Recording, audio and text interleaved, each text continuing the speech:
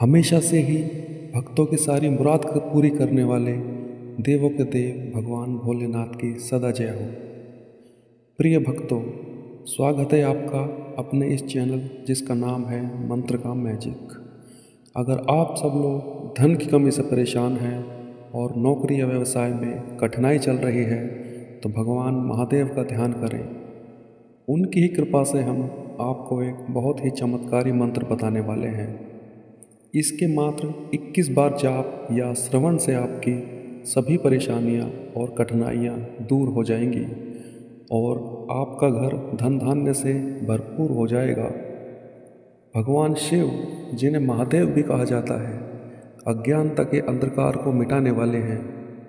उनका नाम लेने मात्र से भक्तों के सभी पाप दूर हो जाते हैं और उन भक्तों को मोक्ष की प्राप्ति भी होती है। भगवान शिव का स्वरूप त्रिनेत्रधारी है। वह सृष्टि के कर्ता, पालक और संहारक भी हैं। उनकी शक्ति के बिना कोई भी कार्य सिद्ध नहीं होता। शीतलता और करुणा से भरे भगवान शिव भक्तों के संकटों का नाश भी करते हैं। भगवान शिव और माता पार्वती का प्रेम अनंत और अद्वितीय है। पार्वती ने कठिन तपस्या करके भगवान शिव को प्रसन्न किया था, जिससे यह सिद्ध होता है कि सच्चे प्रेम और समर्पण से सभी इच्छाएं पूरी की जा सकती हैं। माता पार्वती ने अनन्य भक्ति की थी और तब जाकर भगवान शिव ने उन्हें स्वीकार किया था। उनका विवाह सृष्टि का एक महत्वपूर्ण अध्याय बन गया। शिव पुराण में कहा गया है कि जो व्यक्ति सच्चे मन से इस मंत्र का जाप करता है उसे अपार धन, सच्चा सुख और अनंत शांति की प्राप्ति होती है। यह मंत्र आत्मा की शुद्धि और मानसिक शांति का एक साधन भी है। भक्तों को सलाह दी जाती है कि वह नियमित रूप से शिव का ध्यान करें और उनकी महिमा का गुणगान करें। भगवान शिव आपकी हर समस्या का समाधान करते हैं। उनका आशीर्वाद पाने वाला हर व्यक्ति संकट से उबर जाता है। वह सच्चे भक्तों के लिए सदैव उपस्थित रहते हैं। भगवान शिव का आशीर्वाद उन पर सदैव होता है जो श्रद्धा और भक्ति से उनका ध्यान करते हैं। तो प्रिय भक्तों, आइए इस धन धान्य से भरपूर करने वाले, सभी नाशों का नाश करने वाले भगवान महादेव का यह चमत्कारी बीज मंत्र पूरा 21 बार सुन लेते हैं।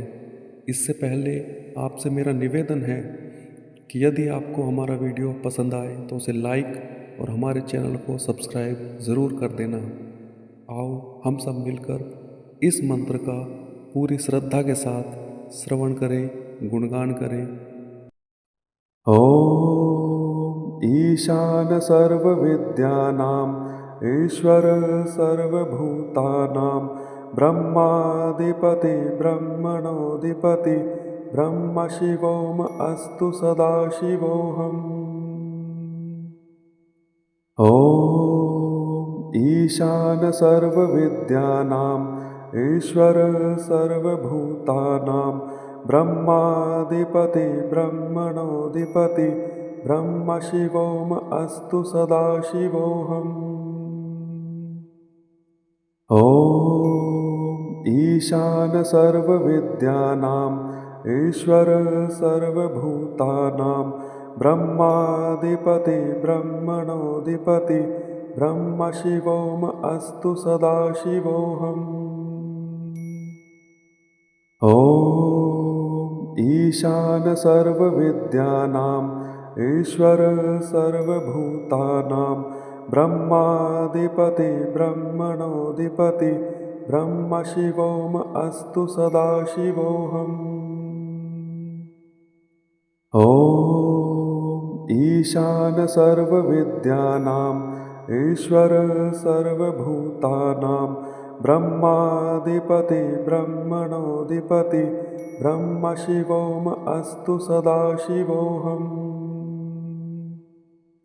ओम ईशान सर्वविद्यानां ईश्वर सर्वभूतानां ब्रह्माधिपति ब्रह्मणोऽधिपति ब्रह्मशिवोऽहम् अस्तु सदाशिवोऽहम्।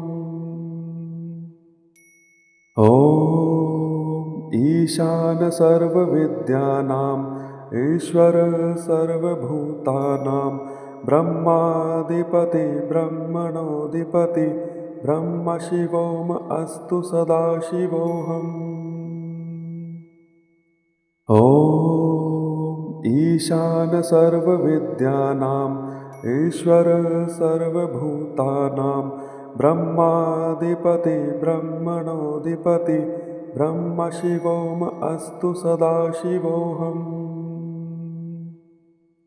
ॐ ईशान सर्वविद्यानाम् ईश्वर सर्वभूतानां ब्रह्माधिपति ब्रह्मणोऽधिपति ब्रह्मशिवोऽहम् अस्तु सदाशिवोऽहम्। ॐ ईशान सर्वविद्यानाम् ईश्वर सर्वभूतानां ब्रह्माधिपति ब्रह्मणोऽधिपति ब्रह्मशिवोऽहम् अस्तु सदाशिवोऽहम्। ॐ ईशान सर्वविद्यानाम् ईश्वर सर्वभूतानां ब्रह्माधिपति ब्रह्मणोऽधिपति ब्रह्मशिवोऽहम् अस्तु सदाशिवोऽहम्। ॐ ईशान सर्वविद्यानाम् ईश्वर सर्वभूतानां ब्रह्माधिपति ब्रह्मणोऽधिपति ब्रह्मशिवोऽहम् अस्तु सदाशिवोऽहम्। ॐ ईशान सर्वविद्यानाम् ईश्वर सर्वभूतानां ब्रह्माधिपति ब्रह्मणोऽधिपति ब्रह्मशिवोऽहम् अस्तु सदाशिवोऽहम्। ॐ ईशान सर्वविद्यानाम् ईश्वर सर्वभूतानां ब्रह्माधिपति ब्रह्मणोऽधिपति ब्रह्मशिवोऽहम् अस्तु सदाशिवोऽहम्। ॐ ईशान सर्वविद्यानाम् ईश्वर सर्वभूतानां ब्रह्माधिपति ब्रह्मणोऽधिपति ब्रह्मशिवोऽहम् अस्तु सदाशिवोऽहम्। ॐ ईशान सर्वविद्यानाम् ईश्वर सर्वभूतानां ब्रह्माधिपति ब्रह्मणोऽधिपति ब्रह्मशिवोऽहम् अस्तु सदाशिवोऽहम्। ॐ ईशान सर्वविद्यानाम् ईश्वर सर्वभूतानां ब्रह्माधिपति ब्रह्मणोऽधिपति ब्रह्मशिवोऽहम् अस्तु सदाशिवोऽहम्। ॐ ईशान सर्वविद्यानाम् ईश्वर सर्वभूतानां ब्रह्माधिपति ब्रह्मणोऽधिपति ब्रह्मशिवोऽहम् अस्तु सदाशिवोऽहम्। ॐ ईशान सर्वविद्यानाम् ईश्वर सर्वभूतानां ब्रह्माधिपति ब्रह्मणोऽधिपति ब्रह्मशिवोऽहम् अस्तु सदाशिवोऽहम्। ॐ ईशान सर्वविद्यानाम् ईश्वर सर्वभूतानां ब्रह्माधिपति ब्रह्मणोऽधिपति ब्रह्मशिवोऽहम् अस्तु सदाशिवोऽहम्।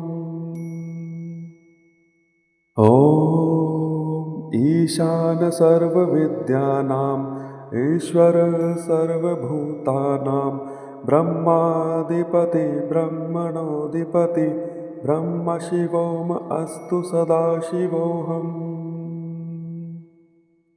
ॐ ईशान सर्वविद्यानाम् ईश्वर सर्वभूतानां ब्रह्माधिपति ब्रह्मणोऽधिपति ब्रह्मशिवोऽहम् अस्तु सदाशिवोऽहम्। ॐ ईशान सर्वविद्यानाम् ईश्वर सर्वभूतानां ब्रह्माधिपति ब्रह्मणोऽधिपति ब्रह्मशिवोऽहम् अस्तु सदाशिवोऽहम्।